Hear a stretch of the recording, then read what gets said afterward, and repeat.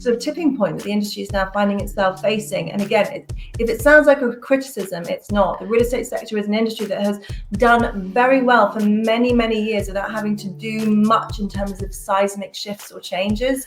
And that is now changing. This is one of the main where there is a huge actually disconnect between the real estate sector and the technology sector, and that the real estate sector does not operate in the same way, and that it doesn't test and trial and fail. It traditionally hasn't done that, and this is all very new. Hello everybody, and welcome to another episode of Multifamily Chronicles. Our special guest today is Emily Wright. Emily is the head of content at CRE Tech. Welcome to the show, Emily. Hello, thank you very much for having me. Emily, where are you located today? Are you in England? Yes, I am. I'm in the UK. I'm in England. Yeah, I'm just south of London. So, yeah, you might have detected from the accent that I'm not native to the US. Yes, that's where I'm phoning in from today. And yeah, we finally got. I'm being very British already. I'm about to talk about the weather. So, but we've finally got some lovely weather here. Emily, I want you to share a little bit with the audience about your background and what you're currently doing for CRE Tech. Of course. So I'm a real estate journalist. I've been a real estate journalist for 20 years, specializing in global real estate, design, cities, architecture, innovation. And then in 2013, I was working at a UK publication called EG, where I was for 12 years. And in 2013, I went out to San Francisco, which at the time was, absolutely peak in terms of innovation, particularly within the real estate sector. And I was just amazed by what was going on. And I came back and I made it my mission to really focus around innovation in real estate. So from 2013 to now, that's what I've been doing. And then in January this year, I moved from EG to CRE Tech, where I took on the role as head of content. So what that's allowed me to do is, I call it, I've taken my role from page to stage. So whereas before I was, doing a lot of writing, which I love, I sort of felt like the time had come to do something a bit different. And I've always been very much involved on the event side and chairing and moderating. And so the opportunity came up to move to CRE Tech to be able to not just source speakers, but also interview them, really stay at the front line of what's going on where real estate and technology converge, and also put together the New York and London shows for CRE Tech as well and host them. So yeah, it's gone from being a busy life to a very busy life. And but I'm really pleased, having a great time. Emily, I want to ask you about the CRE Tech event in New York this year. What should the public expect from this event this year? So since I came on board with CRE Tech, there has been a shift. CRE Tech has always done a fantastic job, but a shift really towards the real estate side of things. And that's not to say that the technology side of things and the tech speakers are not incredibly important. They are very, very important. But it's that real focus on what the property and real estate sector are actually doing. So there's going to be a lot of real estate companies on stage, real estate company profiles. You've got BXP, you've got Hines, lifting the lid on what they're actually doing in terms of real estate innovation, climate innovation, and also some really interesting TED Talk style stories as well from people who've been on these incredible journeys. And there's also going to be a big focus on New York, which sounds obvious, being CRE Tech New York, but that's very deliberate this year because, as I said, and as you can hear, I'm not from the States. I'm based just outside of London, and for a very long time, Europe has been, I'm sure the US audience won't mind me saying, sort of quite a long way ahead in terms of climate and ESG. But New York looks to be breaking that mold now. So there's going to be an awful lot of focus on what companies, individuals, organizations are doing in New York to really elevate it to become one of the world leading climate capitals. So the first day of CRE Tech New York is going to be focused on companies, businesses, technology, and the second day is really climate focused.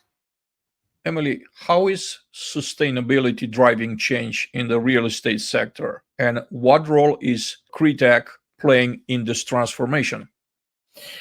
Well, sustainability in real estate is a really interesting one because sustainability has been important in real estate for as long as real estate has been in existence. But it took quite a long time for the real estate sector to realize that. And that is why we are actually in something of a pickle at the moment, because we can see a lot of the problems that we're now facing are because, this has not always been put at the heart of where it needs to be. We've not always designed and developed sustainably. And that's not a criticism of the industry. Things have changed, knowledge has changed, knowledge has grown, but it's always been important. It's always been vital, actually.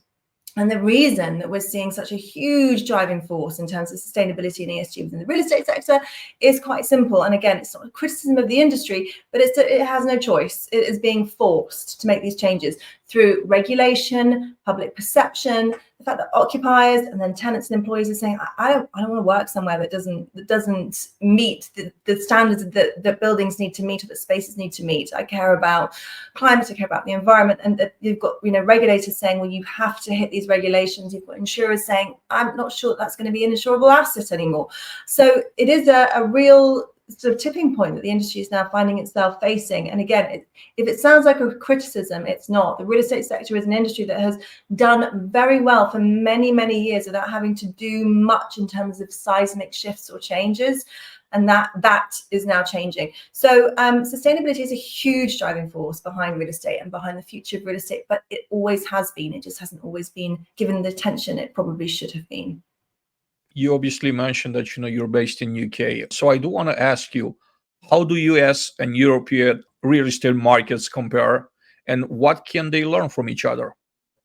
A huge amount. I mean, I've had this conversation a lot, as you'd expect, being a UK-based journalist and content producer dealing a lot now with the US markets. So the US has got, it's a lot, but if I was going to pick a couple of things, the US has got a culture that I don't think Europe has particularly in as much measure anyways, a culture for ambition and change. And it also has a very strong focus on technology.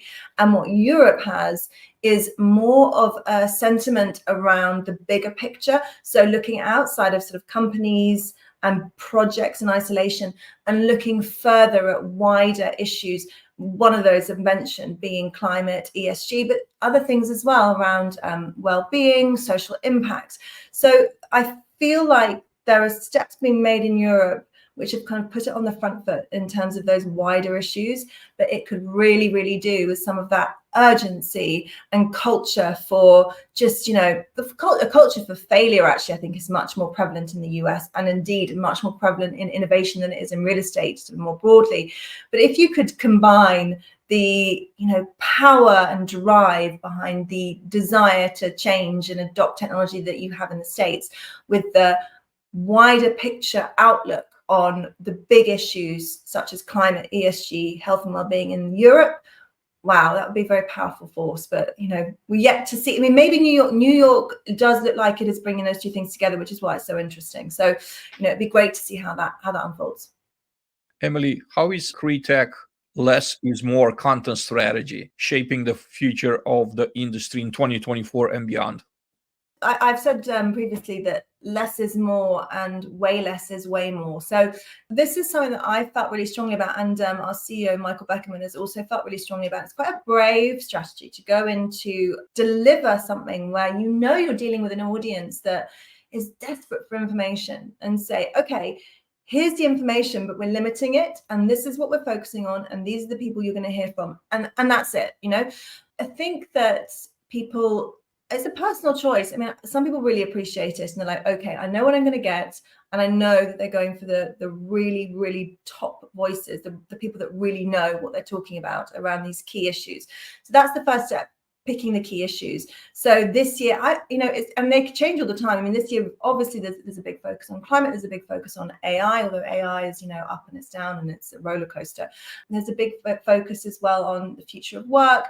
So it's about really drilling down into those key topics and then going after the best possible people that we can find to talk on those topics and try and limit the number of situations where you have a lot of people on stage all at once, although it's great to hear opposing thoughts and opinions and different thoughts and opinions, and try and move towards more fireside chats, more TED Talks. The reason it's a bold move, I think, is because the culture of the way we consume content now, not just in our professional lives, but in every aspect of our life, has gone from being kind of you read a book or you watch a TV program. Those days for lots of people are gone now. It's how many devices are you on at one time, and how many screens can you be looking at one time, and how many bits of information on one subject are you getting? But actually, if you're listening to something about AI that's delivered by someone or numerous people who maybe, aren't the absolute best person, then you could be listening to a topic on anything. So that's what it is. It's just picking the topics and then really going for the best people we can find. And it's not to say they are the best people, because that would be absolutely impossible. You can't always have the absolute best person, and the best person might be someone who we've never heard of, who's just head down getting on with their thing. But the best people that we can find to speak on those subjects. So that's the less is more. Fewer topics, fewer speakers, but absolutely honed in on what we believe from what we're hearing in the market the industry needs to hear about right now. So focusing on quality. Yes, absolutely. Pick the best of the best to speak on the issues, and just focus on that. Now, obviously, every time that we're talking about real estate and every time we're talking about technology, AI comes up, the subject of AI. Obviously, I love to touch on AI and get your take on what are the ways in which you think AI is revolutionizing the real estate industry, and it will beyond 2024. Well, the honest answer is I don't know if anyone knows how AI is going to revolutionize the real estate industry. There's no doubt it will, and there's no doubt it will revolutionize the world. But how? I'm not sure people know. And if they do, then I'd love to hear from them. There's lots of interesting stuff around AI. I think what is very interesting is that it's been around for a while, and it's been in people's sort of psyches for a while. People have been very, very aware of it. And then there was this huge frothing up over the last 2 years where it was suddenly like, oh, God, it's now, it's transformative. Things are never going to be the same again. And that might be true over time. But then what we're seeing is a slightly cooling off now. People are saying, oh, actually, we may have spoken a bit too soon. And we're not 100% sure whether what we said originally is actually the way things are going to go. That right from the word go, obviously, people were saying that if you put rubbish data in, you get rubbish data out. That's a big problem. There are certainly examples of AI being used effectively by large real estate companies where there is, a really, really good infrastructure already in place. JLL is a really good example. They have an AI tool that they use to analyze 20 years of transactional data, which they have. They've got that data, and that has had, a positive impact across their capital markets teams. And so you do have sort of real life examples of where it's being used and being used effectively. There are other examples where, and there's a great chat with Philip McCorkle from Real Foundations, who said, you've got the situation where there are more acronyms around AI than there are in the military. And people are so overwhelmed and confused that what that means is you're actually seeing a very, very slow learning curve in AI, much slower than you would expect to see around a new technological innovation. And what that means anyway, from his perspective and from Real Foundation's perspective, is that they are predicting that around 75% of AI-related moves within the real estate sector are failing at the moment. So there's an awful lot still to collectively get one's head around on that front. So I do think it's going to be transformative. I do think it's really important, and that absolutely seems to be what people are saying. But whereas, even 3 months ago, definitely 6 months ago, people were saying, this is it, we've got to catch this wave now. Now people are saying, oh, we don't want to be so far ahead of this wave that we get washed away by it when it comes in. And actually, we're nowhere near as ready as we thought we were. So maybe we should just take a minute. And what I think is really important is the industry balances, making sure there are enough brave trailblazers prepared to go out and, test it, as JLL are doing, and actually move forward with it, but not so many that everybody sort of gets submerged by this wave before anyone actually knows what it means. I think that there's a phenomenon that I'm noticing in a field that I am. It's a segment of real estate, multifamily, right? We've been inundated with technology ever since COVID, right? Because that in-person contact was not possible at the time. So the developers, the creators try to, build technology to replace the one-on-one interaction. Now there's just a lot of technology that the tech companies are following this trend, right? So as a real estate company, as a beneficiary or end user, what are some criteria that a real estate company could use to vet technology? Because there's a lot of great technology, amazing technology out there, but you can't have it all. And also there's not so great technology, to be honest. How does a real estate company vet good for bad? Or how do they prioritize their tech stack? Well, that's a really good question. And actually, I'm afraid the answer to it is probably not the one that the sector is going to want to hear, which is that this is one of the main areas where I think we'll go on to talk about this, where there is a huge actually disconnect between the real estate sector and the technology sector, and that the real estate sector does not operate in the same way, and that it doesn't test and trial and fail. It traditionally hasn't done that, and this is all very new. So if you're talking to someone in the tech sector, for example, you'd say, oh well, you move fast, you see what's out there, you just get going, you try stuff. If it doesn't work, you move on, you try something else. That's the way you work out what the right tech is, by going through all of the, or not all of, but a huge number of what's out there until you find the one that's the right fit. But the real estate industry is not really set up that way. It's not the way it operates. So it's actually very difficult. And unfortunately, what we're seeing is that very question is then resulting in real estate companies doing nothing, or thinking, oh, well, I'm just going to go with this and hope for the best, or I'm just going to pretend this isn't happening because I don't have the resource, I don't have the time, I don't have the money to spend on it, potentially not working out. And all these big questions rise up and become really problematic. And what organizations like CRE Tech attempt to do anyway is bring together the best of the tech with the real estate that needs it. And hopefully then that will eliminate some of the noise. And this has always been a very, very noisy industry. It's noisy on the real estate side, it's noisy on the tech side, and that can be quite overwhelming. So it's a difficult question to answer, because I think it's a fundamental culture difference between the two sides of the tech and the real estate equation, which means that it would be great if there was a way to streamline that process. But as yet, I haven't heard anybody say, I found a fantastic way to work out how to prioritize the technology I need. So if anyone out there is thinking, well, I know, then again, let me know.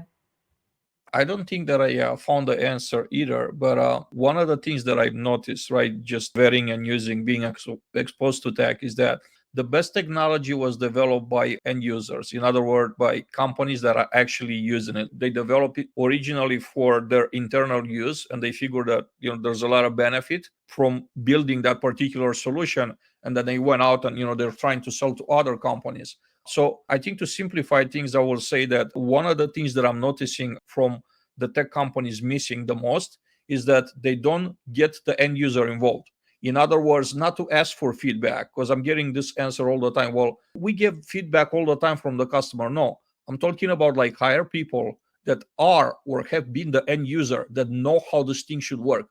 When you put it in their hands, they could tell you what does good, what it doesn't do so well, and how it should look like and operate in order to get the high adoption rate that you would want them to. I want to get your take on that. I'll be curious of your take on this end user involvement. Yeah, I mean, I think it's crucial, and that's a great point that you make. And I think, if that can be a sort of a fast track way to be able to, and that's all down to a change management and a really important shift around culture and a shift around thinking. When you put it the way you put it, it makes perfect sense. And it actually, I think if people were just to hear that, then it might suddenly seem a lot less overwhelming than it currently does. And going to the end user is just absolutely so crucial. That is the voice that people need to hear. So yeah, I completely agree. Emily, let's talk about ESG. How is ESG evolving from a buzzword to a business imperative in today's real estate?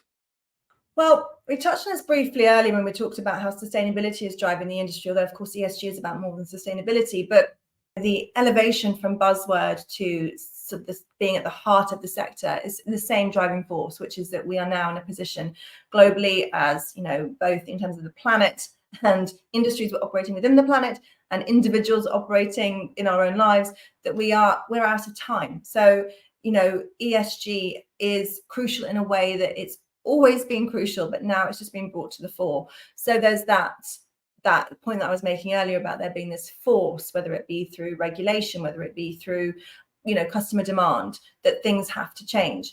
But as I also said, ESG isn't just about sustainability. That's a huge part of it. And more often than not, that's actually to the detriment of the whole acronym itself, because people then don't think about the S and the G. And social and governance are also incredibly important. So social is important for all the reasons you'd expect it to be.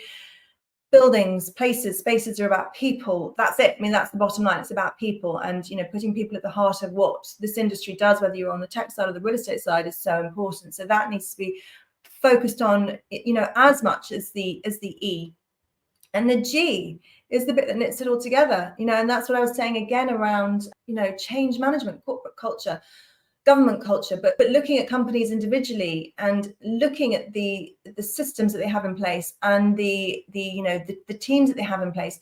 Is there an understanding within the business and within the teams that the culture needs to shift to put the E and the S at the heart of everything that is done, and to fully understand why that is and what that means, and also to come up with a strategy that makes sure that that isn't at the detriment of the building, isn't to the detriment to the company financially. There is nothing wrong with making sure that sustainability, ESG, climate, all those really important points are covered, but also for a business to continue to do well in terms of how it's functioning financially. So there's an awful lot that needs to be looked at within that ESG umbrella. And I think that the reason that it's gone from buzzwords to heart of what we do and what the industry does is through necessity. But now the infrastructure around it needs to catch up to make sure that everyone and everything operating within that can be as successful as possible, both in terms of what's delivered for climate, for the planet, for people,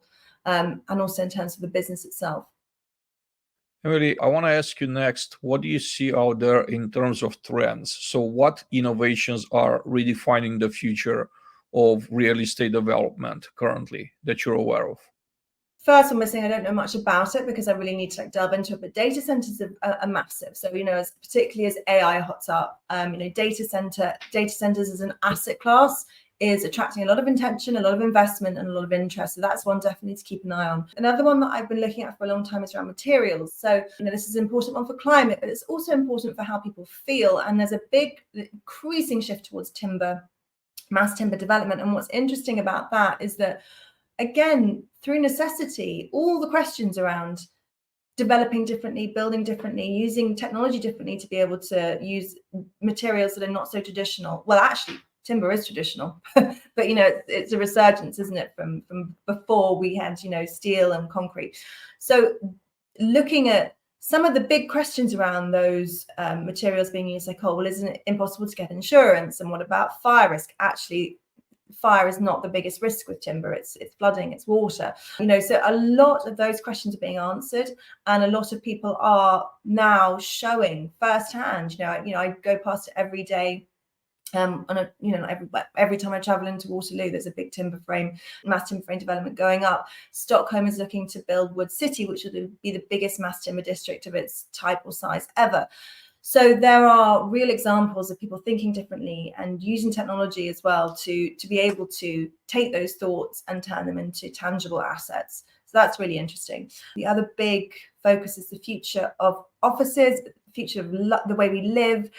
All of that is so important. The pandemic was a huge collective shift in psyche across the world, and for every business that you've got saying, right, you need to come back X number of days a week, you've got businesses saying, well, how can we make it so that people want to come back to the office? How can we make it so that people want to live in this particular place over this particular place? So again, you mentioned the end user, and I don't think the end user voice has ever been more powerful. Before the pandemic particularly, I think that it's not a criticism, but I feel like maybe it was like, oh, well, more of a if we build it, they will come type outlook.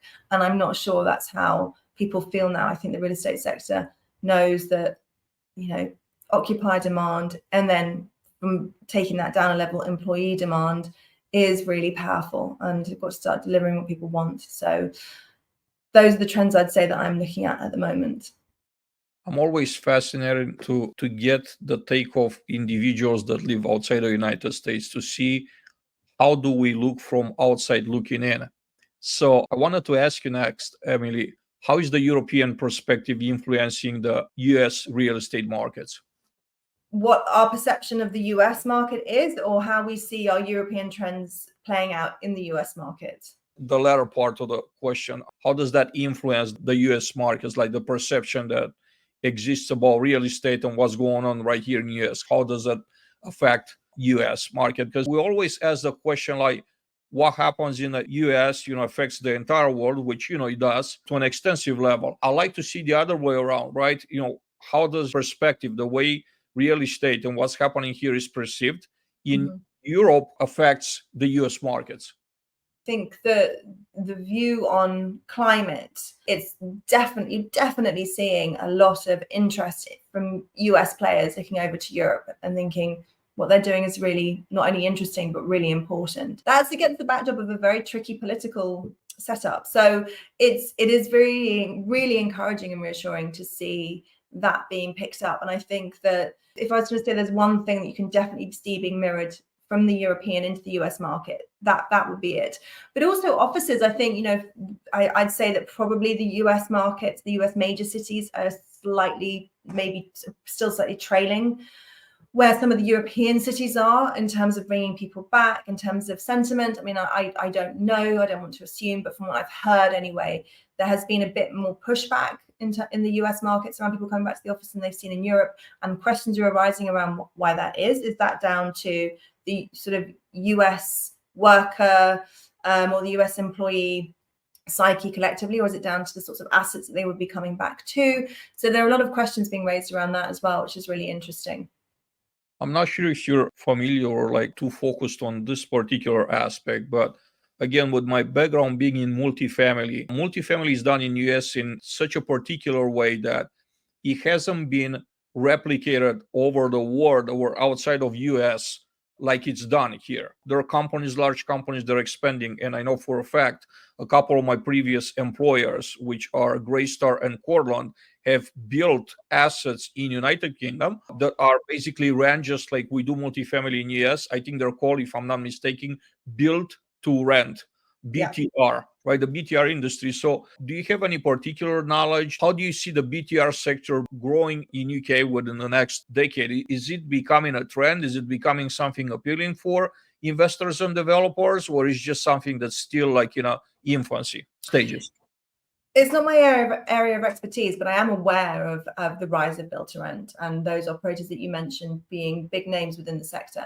I wouldn't say it's in its infancy, but I think in a very good way, it's also got a long way to go, in that I don't think it's going to be sort of a flash in the pan over here. It's proven to be very popular. There are difficulties in terms of the way that people get onto the housing ladder here in the UK, as is the case across many major cities. So there's definitely a space for it in the market, and it's been growing slowly and then more quickly. And it's sort of, I certainly wouldn't say it's in its infancy anymore. And as I said, I do feel like there's a long way for it to go as well. So it's not my area of expertise, but I do know that it's it's a very popular market and one that has attracted a lot of investment, and it's got as the names you mentioned, Greystar, for example, big names behind it as well. Emily, what role is CRE Tech playing in setting the agenda for real estate innovations? Many multifaceted layers to that question. So setting the agenda, we do set the agenda, but we set the agenda based on the people who are setting the agenda. So it's about going out to the people in the market who are making things happen, making changes, hearing what they have to say, and then using that as the basis for what we then put out to the market. And it's interesting. So when I did the CRE Tech London event, which happened in May of this year, I actually chose the speakers before I chose the topics. And that might sound a really back to front way of doing it, but I knew that by picking the right speakers, I'd automatically have access to people who are absolutely at the peak of what is going on within the real estate sector, and that the topics would emerge from that. So setting the agenda is so important, but I wouldn't say that we set it so much as represent the people who are setting it, and then giving them a platform to be able to talk about what they're doing to the wider market, who are absolutely desperate to hear what people within their sectors, so their peers, are doing. When we're talking about AI, I was saying it's so important to have some of those companies trailblazing, and they do tend to be the bigger, more robust companies, because they've got the firepower and they've got the finance to be able to do that, to be able to take those risks.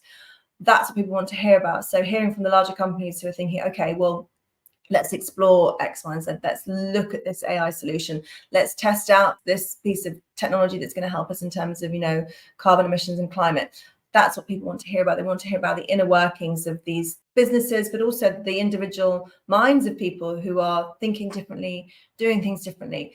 And one of the things that we had at London, for example, we had a company called Doe at London, very well known in the UK. Not sure how well known they are across in the States, but a developer who all of its assets are in London, apart from one, which is a solar farm in Glasgow in Scotland, a very, very long way away from London.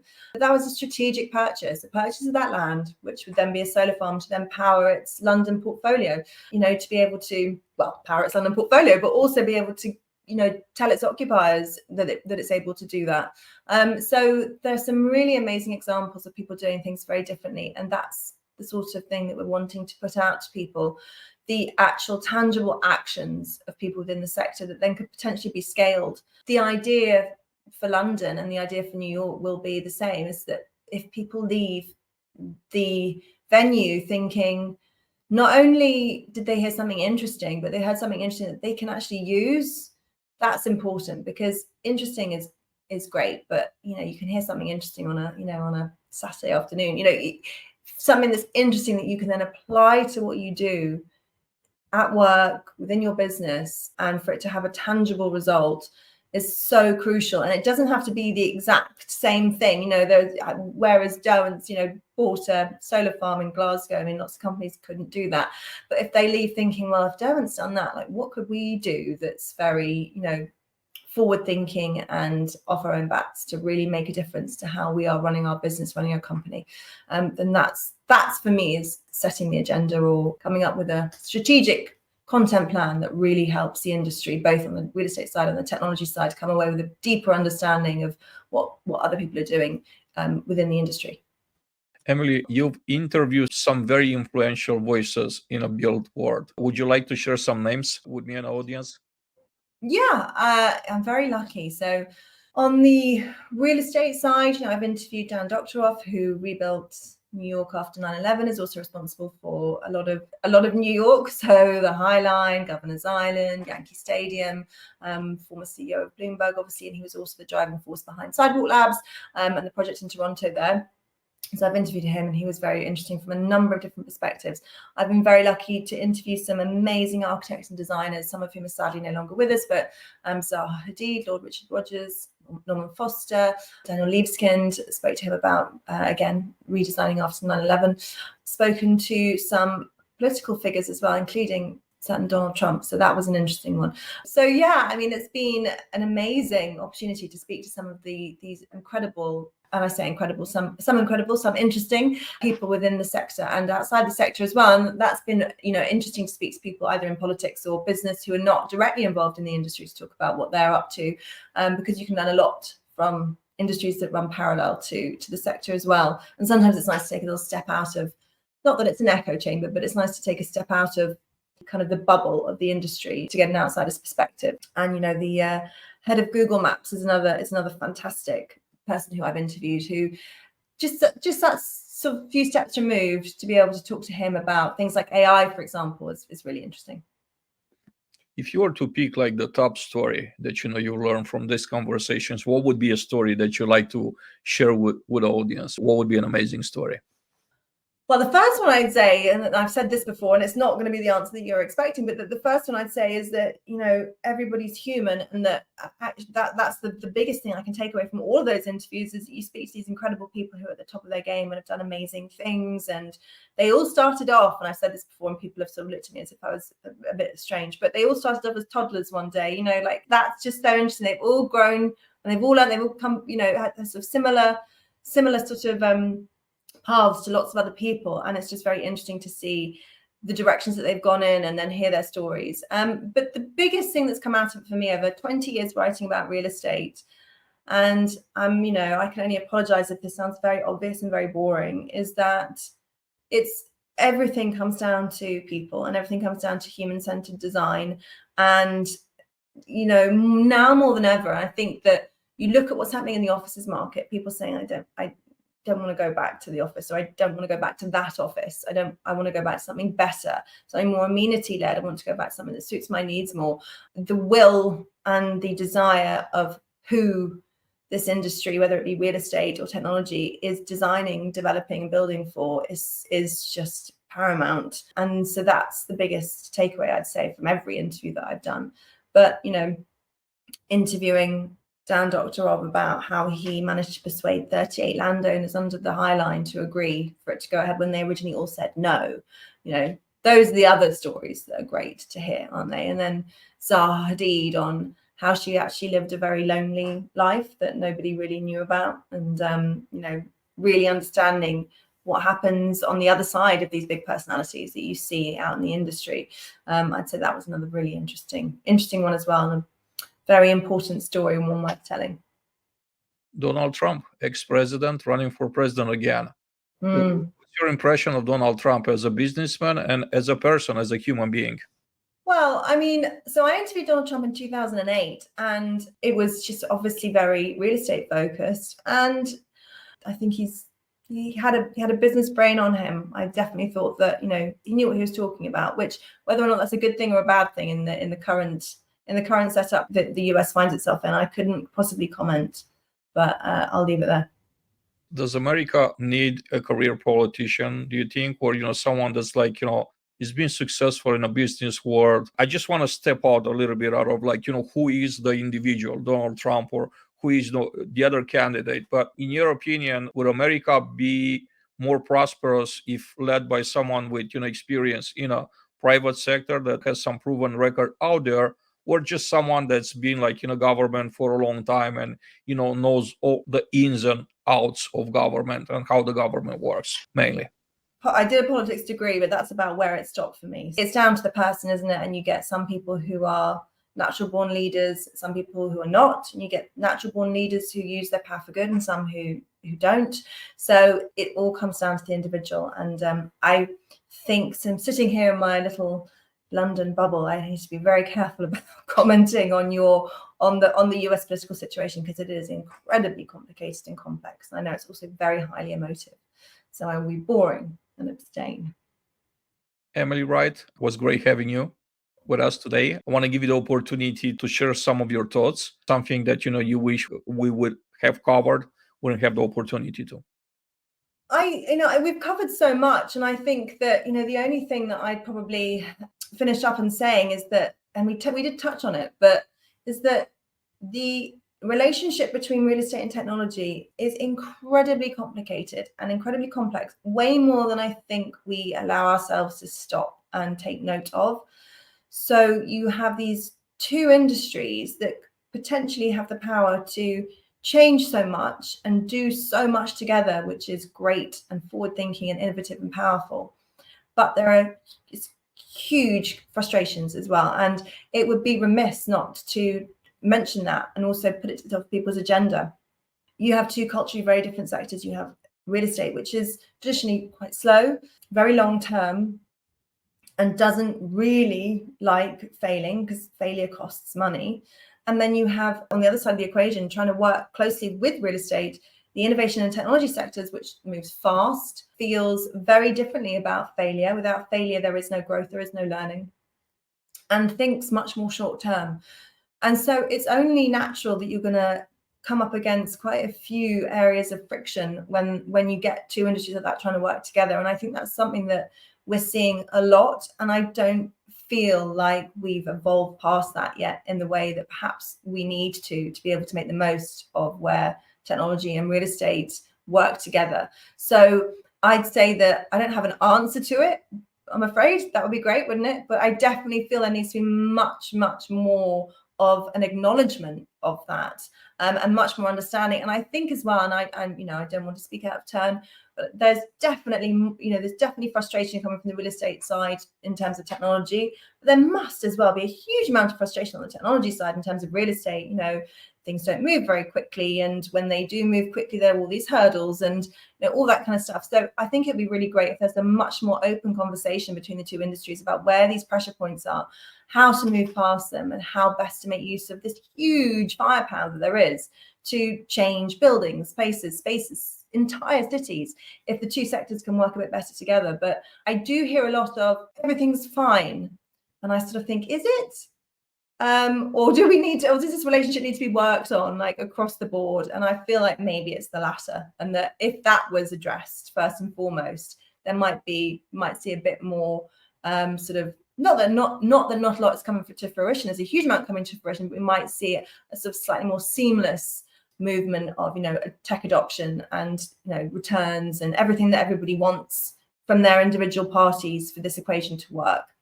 Emily Wright, it's been a pleasure having you on today. Really enjoyed the conversation. I hope to have you return down the road for another conversation, and I hope to meet you in person at an event in New York.